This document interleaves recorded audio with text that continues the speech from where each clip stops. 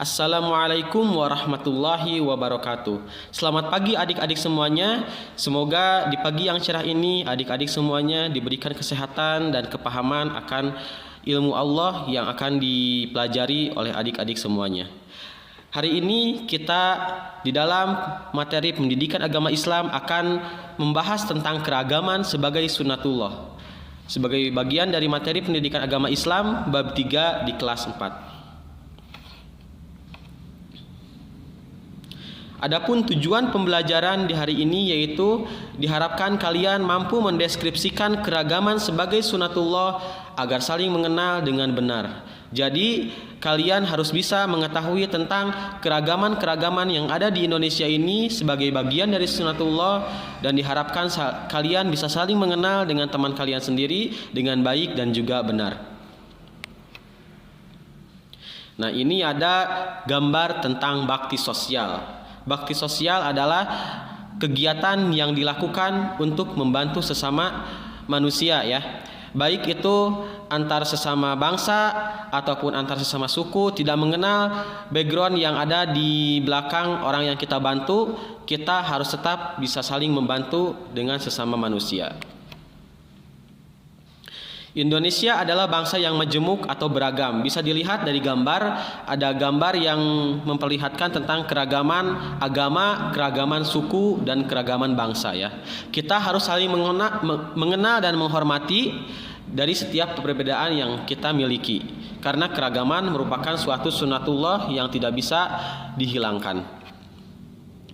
Apa itu sunatullah? Sunnatullah adalah hukum atau ketentuan Allah yang berlaku secara tetap dan teratur atas alam semesta dan segala ciptaannya.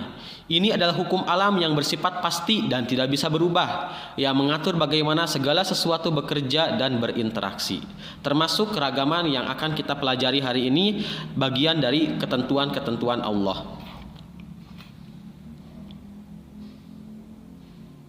Untuk apa Allah menciptakan manusia yang beraneka ragam? Hal ini dijawab dalam Al-Quran surat Al-Hujurat ayat 13 yang berbunyi, A'udzubillahi minasyaitonir rajim. Bismillahirrahmanirrahim. Ya ayyuhan nasu inna khalaqnakum min zakarin wa unsa wa ja'alnakum syu'uban wa qabaila lita'arafu inna akramakum indallahi atqakum innallaha alimun khabir, yang artinya, hai manusia, sesungguhnya kami menciptakan kamu dari seorang laki-laki dan seorang perempuan dan menjadikan kamu berbangsa-bangsa dan bersuku-suku, supaya kamu saling mengenal. Sesungguhnya orang yang paling mulia di antara kamu di sisi Allah ialah orang yang paling bertakwa di antara kamu. Sesungguhnya Allah Maha mengetahui lagi Maha mengenal, lagi Maha teliti. Nah, jadi Allah menciptakan manusia beraneka ragam di bumi ini, salah satunya di Indonesia itu tujuannya yaitu untuk saling mengenal dan untuk saling mengasihi ya. Jadi bukan untuk saling berperang ataupun untuk saling mengejek. Allah tidak menciptakan manusia untuk saling berperang, tetapi Allah menciptakan manusia itu beraneka ragam untuk saling bantu-membantu untuk membangun bumi ini supaya menjadi lebih baik lagi. Nah, adapun keanekaragaman yang ada di Indonesia yaitu keanekaragaman agama. Salah satunya yaitu ada agama Islam, di mana kitab sucinya Al-Quran, nabi-nabinya Nabi Muhammad SAW, hari besarnya Idul Fitri, Idul Adha, dan tahun baru Hijriyah, juga Isra Mi'raj, dan tempat ibadahnya yaitu di masjid. Yang kedua ada agama Kristen Protestan. Kitab sucinya Alkitab, nama pembawa agamanya yaitu Yesus Kristus, hari besarnya yaitu Natal, Jumat Agung, Paskah, kenaikan Isa Al-Masih, dan tempat ibadahnya yaitu gereja. Selanjutnya ada agama Katolik, yaitu kitab sucinya sama Alkitab, nama pembawanya yaitu Yesus Kristus, hari besarnya Natal, Jumat Agung, Paskah, kenaikan Isa Al-Masih, dan tempat ibadahnya gereja.